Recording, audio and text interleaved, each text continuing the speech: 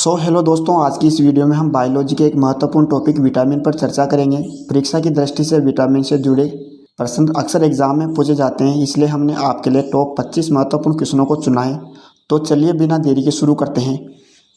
चलिए, आज का पहला क्वेश्चन है कि विटामिन को अन्य किस नाम से जाना जाता है। आपके सामने ऑप्शन है एंजाइम, हार्मोन, सहकारक या फिर पोषक तत्व।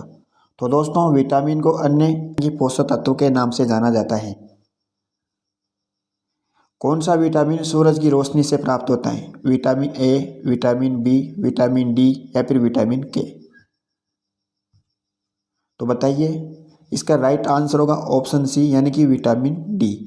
चलिए अगला क्वेश्चन है, कौन सा विटामिन रक्त के थक्के के जमने में सहायता करता है? तो दोस्तों, रक्त का थक्का जमने में जो सहायता करता है वो होता है विटामिन के। अगला क्वेश्चन है, कौन सा विटामिन आंखों की रोशनी के लिए महत्वपूर्ण है? तो आंखों की रोशनी के लिए कौन सा विटामिन महत्वपूर्ण है? तो दोस्तों वो है विटामिन ए।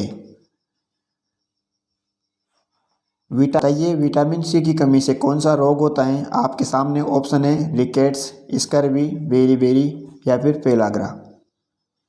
तो बताइए। तो दोस्तों, विटामिन सी की कमी से जो रोग होता है वो होता है स्कर्वी। चलिए अगला क्वेश्चन है,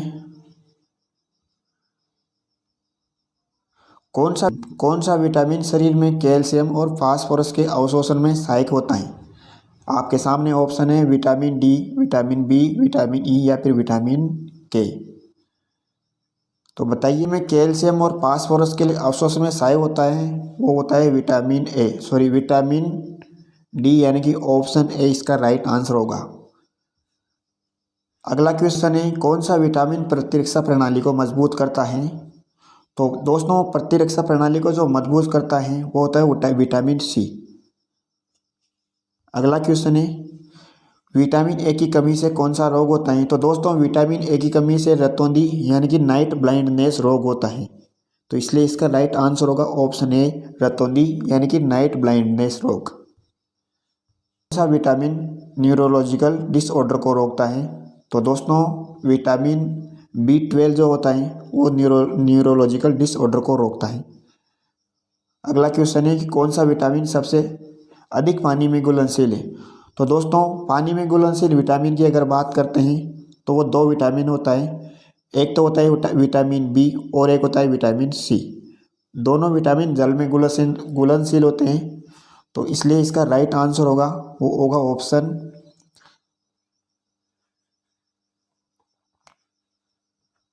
विटामिन सी।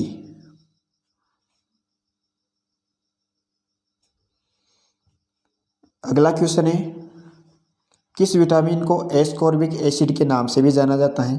तो बताइए, इसका राइट आंसर क्या होगा? दोस्तों, विटामिन सी को एस्कॉर्बिक एसिड के नाम से जाना जाता है। अगला क्वेश्चन है कि कौन सा विटामिन गर्भवती महिलाओं के लिए आवश्यक होता है? तो दोस्तों, जो गर्भवती महिला होती है उनके लिए आवश्यक विटामिन होता है वो होता है विटामिन B9, फोलिक एसिड। जो विटामिन होता है वो गर्भवती महिलाओं के लिए आवश्यक होता है। विटामिन B1 की कमी से कौन सा रोग होता है? तो दोस्तों, विटामिन B1 की कमी से होता है बेरी रोग होता है। इसलिए इसका राइट आंसर होगा ऑप्शन ए यानी कि बेरी रोग।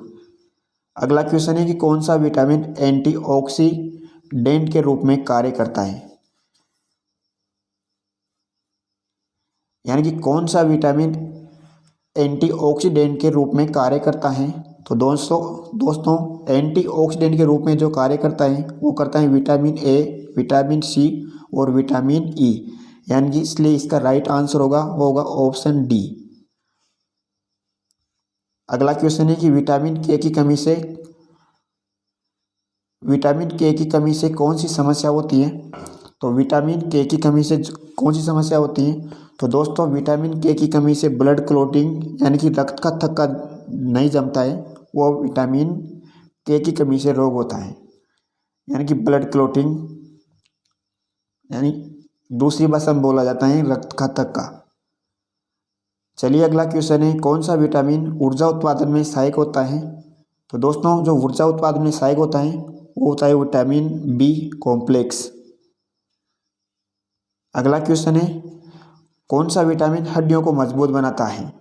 दोस्तों हड्डियों को कौन सा विटामिन मजबूत बनाता है? तो दोस्तों हड्डियों को जो मजबूत बनाता है वो विटामिन डी होता है।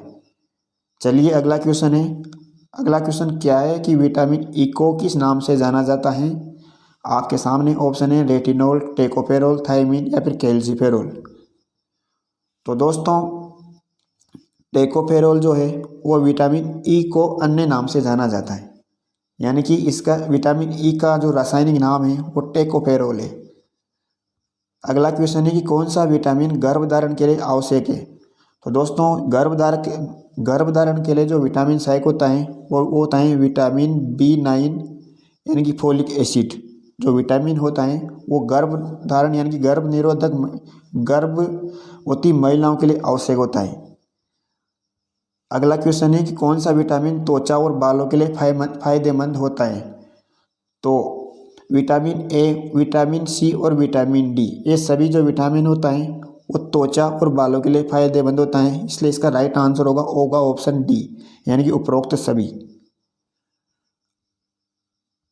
अगला क्वेश्चन है कि कौन सा विटामिन दूध में नहीं पाया जाता है? तो होता है विटामिन सी। दोस्तों विटामिन सी जो है वो खट्टे फलों में पाया जाता है, जैसे नींबू, आंवला, इन सब में विटामिन सी पाया जाता है। चलिए अगला क्वेश्चन है कि विटामिन बी12 का प्रमुख स्रोत क्या है? तो दोस्तों बात करते हैं विटामिन बी12 का जो मुख्य स्रोत होता है वो होता है मांस और डेयरी उत्पादन से जो प्रोडक्ट उत्पन्न होते हैं वो होता है विटामिन बी12 के मुख्य स्रोत होते हैं। अगला क्वेश्चन है कि कौन सा विटामिन रक्तचाप यानी कि ब्लड प्रेशर को नियंत्रित करने में सहायता करता है? तो बताइए दोस्तों। तो जो बीपी को कंट्रोल करता है वो होता है विटामिन डी, यानी कि ब्लड प्रेशर को जो कंट्रोल करता है वो होता है विटामिन डी। अगला क्वेश्चन है कौन सा विटामिन जल में घुलनशील नहीं है? मैंने अभी आपको बता दिया कि जो दो विटामिन होते हैं, यानी कि एक तो बी होता है और एक सी होता है, ये दोनों विटामिन होता है ये जल में घुलनशील होते हैं। तो बताइए अब इसका राइट आंसर क्या होगा? तो दोस्तों इसलिए इसका राइट आंसर हो जाएगा ऑप्शन सी यानी कि विटामिन ए। अगला क्वेश्चन है कि विटामिन ए का मुख्य स्रोत क्या है? तो दोस्तों विटामिन ए का मुख्य स्रोत की अगर बात करते हैं तो विटामिन ए का मुख्य स्रोत होता है गाजर। तो दोस्तों ये थे विटामिन से प्रमुख महत्वपूर्ण क्वेश्चन। आई होप आपको वीडियो अच्छा लगा होगा। इसी के साथ मिलते हैं इसके अगले पार्ट में, तब तक के लिए नमस्कार।